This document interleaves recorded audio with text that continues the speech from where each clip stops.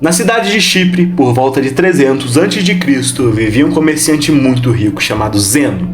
Durante uma viagem de Fenícia para Pireu, seu barco afundou, levando consigo toda a sua carga. Devido a esse único evento, algo totalmente fora do controle de Zeno ou de qualquer pessoa aconteceu. Esse homem muito rico se tornou pobre instantaneamente. Como você reagiria ao ver todo o seu trabalho de uma vida indo pelo ralo devido à força da natureza?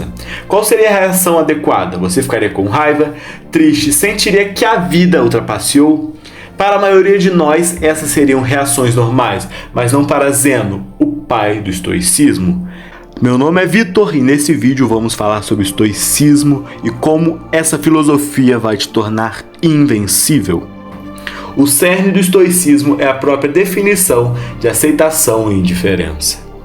Depois de ler as obras de Sócrates e outros grandes filósofos, Zeno criou o estoicismo e ensinou ele às pessoas. Segundo Zeno, embora não tenhamos muito controle sobre o que nos acontece, temos controle sobre como isso nos afeta e devemos usar esse controle com grande eficácia.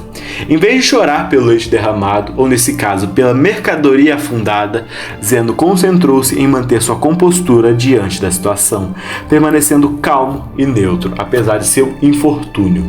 Hoje as pessoas inadvertidamente veem os estoicos como pessoas que não podem ser quebradas, que não costumam se entregar a extremos emocionais, passando por acessos de raiva ou crise de ansiedade.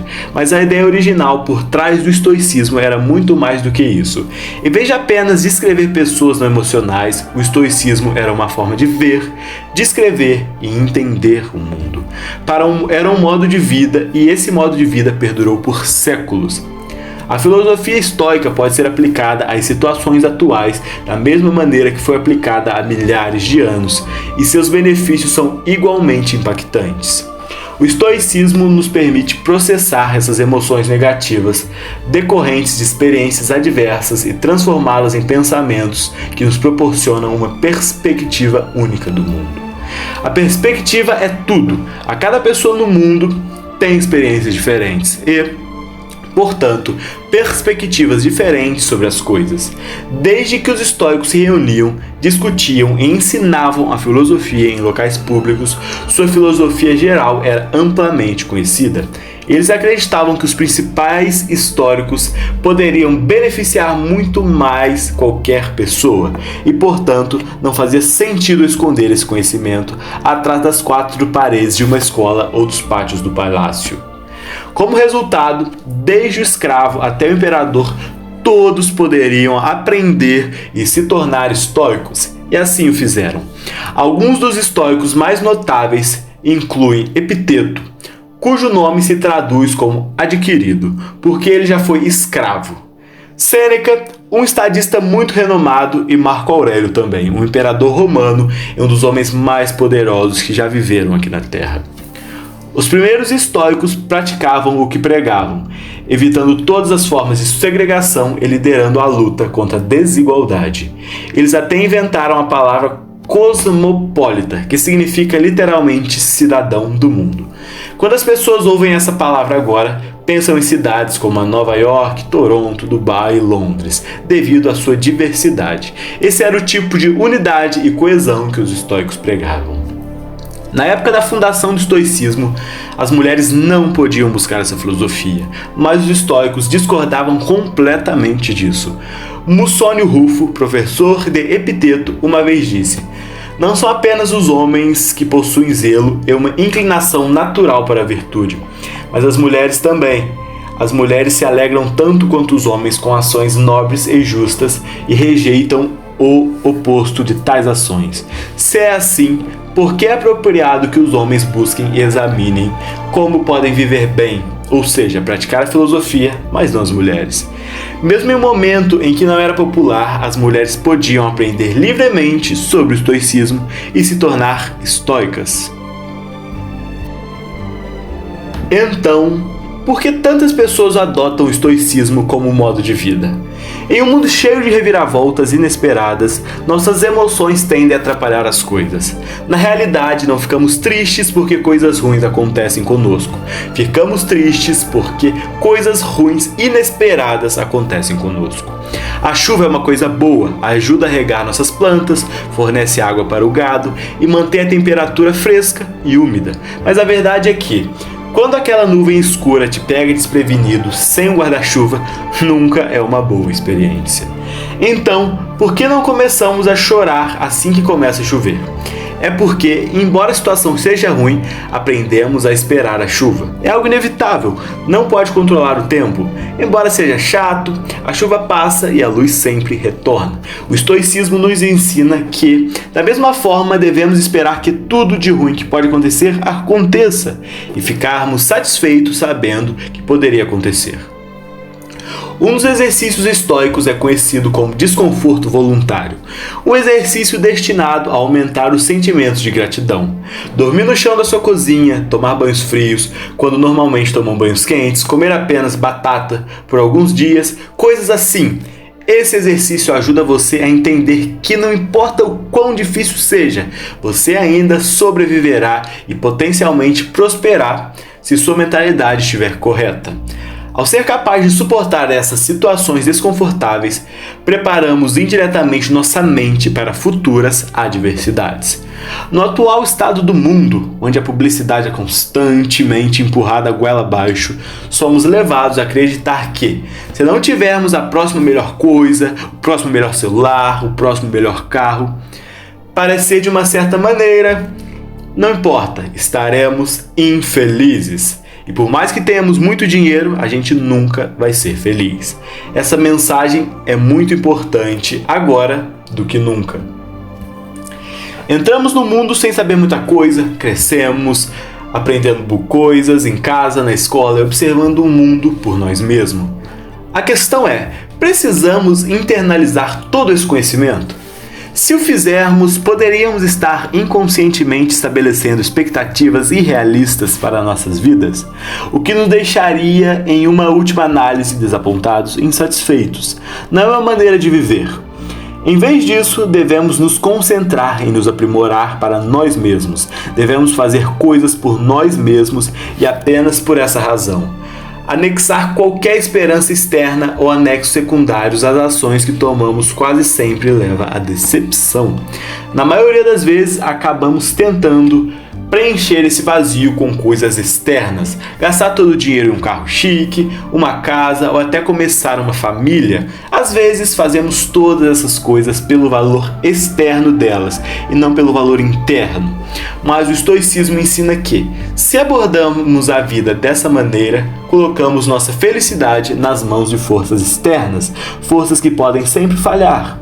Carros quase sempre quebram, desastres naturais apagam cidades inteiras e as taxas de divórcio aumentam a cada ano. Mas até as coisas gratuitas na vida têm um custo. O custo do espaço, tanto físico quanto mental. Como Sêneca escreveu, aprender a viver com menos criará espaço em sua vida para as coisas que realmente importam para você.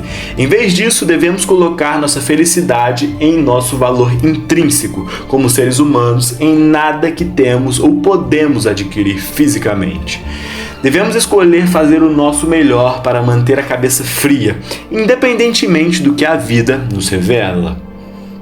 Porque, independentemente do que queremos, no final do dia não temos controle sobre a maioria das coisas que nos acontecem, mas temos todo o controle sobre como reagimos a essas coisas. Essa é a dicotomia do controle, o princípio mais importante na filosofia estoica.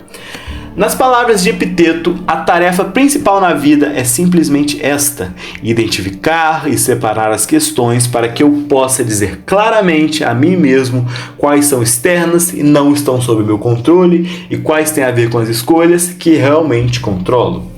Os estoicos ensinam que devemos aprender a separar o que podemos controlar do que não podemos controlar. Precisamos determinar nosso valor, não a partir de coisas que podemos controlar, mas das coisas que podemos controlar. Buscar metas é uma boa qualidade, mas desmoronar quando essas coisas não acontecem do seu jeito é, na visão de um estoico, inútil. Fazer vídeos no YouTube é bem mais fácil do que ser o imperador romano, mas ainda pode ser desafiador às vezes. Primeiro você precisa formar sua ideia, o que leva uma eternidade. Depois pesquisar essa ideia, descartá-la porque é ruim, começar de novo, roteirizar um vídeo, criar o vídeo, editá-lo, fazer a miniatura, título e tudo mais antes de clicar em enviar. E às vezes é muito frustrante, você posta um vídeo e não tem o feedback que merece.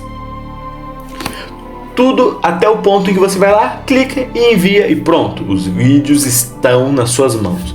No entanto, uma vez que você clicou em publicar, cara, o poder não é mais nosso, mas sim do algoritmo do YouTube.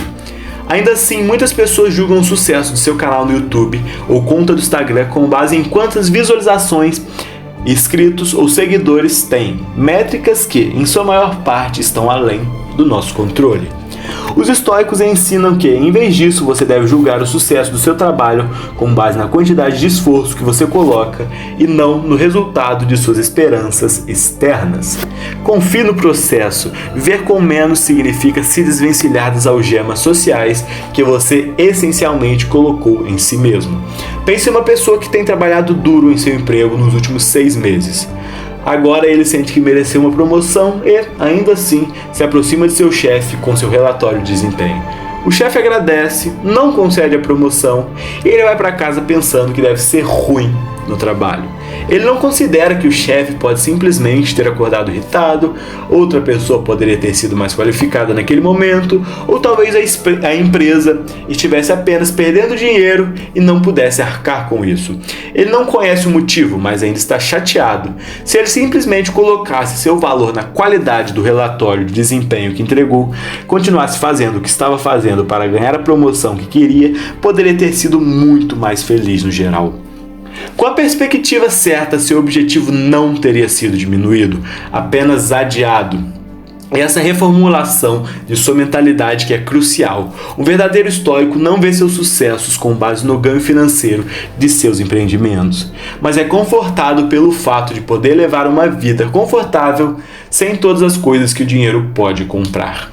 Aqui estão as 4 principais virtudes do estoicismo: sabedoria, coragem, temperança e justiça. A sabedoria consiste em ser capaz de separar o que é interno do que é externo e na habilidade de escolher nossas reações às coisas que acontecem conosco. Como Viktor Frankl disse, entre o estímulo e a resposta há um espaço. Nesse espaço está o nosso poder de escolher nossa resposta. Coragem. 2 palavras: persistir e resistir. Temperança ou moderação é o que acabei de fazer. Fazer mais com menos. Dizer mais com menos palavras. Enquanto Jeff Bezos e Elon Musk disputam o topo da lista da Forbes, os estoicos acreditam que o limite da riqueza deve ser simplesmente ter o essencial e depois ter o suficiente. A justiça é a mais importante de todas as virtudes. Ela instrui que ninguém deve causar dano ao outro, pois todos nós nascemos um para os outros, para fazer o bem uns aos outros e não a nós mesmos. Nelson Mandela foi um dos líderes africanos mais famosos do mundo. Enquanto lutava contra o apartheid, foi condenado à prisão perpétua, onde permaneceu por 27 anos antes de ser finalmente libertado. Quando foi libertado da prisão, foi eleito presidente da África do Sul, e muitas pessoas pensaram que ele iria punir brutalmente todas as pessoas que tiveram algo a ver com o apartheid ou com sua prisão. Mas é claro que ele não fez isso. Durante seu tempo na prisão, Mandela leu as obras de Marco Aurélio e aprendeu muito dos valores fundamentais do estoicismo, todos os quais praticou ao longo de sua vida. Em vez de pedir a cabeça dos infratores, Nelson Mandela instou seu povo a buscar o oposto, relaxar e reconstruir. Ele enfatizou que o passado estava além do controle deles e que a única coisa que podiam fazer era encontrar uma maneira de seguir em frente e construir uma nação melhor. Esse é o caminho do estoico. Na medicina moderna, o estoicismo está no cerne de procedimentos, como a terapia comportamental racional emotiva e a logoterapia. A TCRB ajudou os pacientes a identificar padrões de pensamento negativos que podem estar causando problemas emocionais e comportamentais. Ela permite que você desafie o raciocínio por trás desses pensamentos negativos, como lógica. E quando percebo que muitos deles são infundados, você pode substituí-los por crenças mais produtivas e saudáveis. A logoterapia, por outro lado, é baseada no princípio estoico de que os seres humanos são impulsionados por um propósito. Mesmo nas situações mais sombrias, podemos preencher nossas vidas com significado e felicidade, simplesmente descobrindo qual é esse propósito. Como muitos de nós sabemos, no entanto, como é mais fácil falar do que fazer. É um processo assim como tudo mais. Precisamos reprogramar a maneira como pensamos, fora como velho, dentro como novo, para resolver nossos problemas com a felicidade. Precisamos praticar a autoestima. Ao redirecionar nossa definição de valor para as coisas que podemos controlar, podemos parar de nos fixar nas coisas que não podemos controlar e, no geral, podemos levar uma vida muito, muito mais feliz e realizadora. O estoicismo nos ajuda a navegar por tempestades passadas e presentes em direção a águas mais calmas e pacíficas. E se nosso navio afundar e todos nós nos afogarmos, podemos encontrar paz no fato de que vivemos uma boa vida, embora não tão longa quanto esperávamos, porque lembre-se, tudo tem um fim. Você gostou desse vídeo? Eu estou deixando outro aqui na tela agora, que eu tenho certeza que você também vai gostar, que vai transformar a sua vida. Assiste ele aí.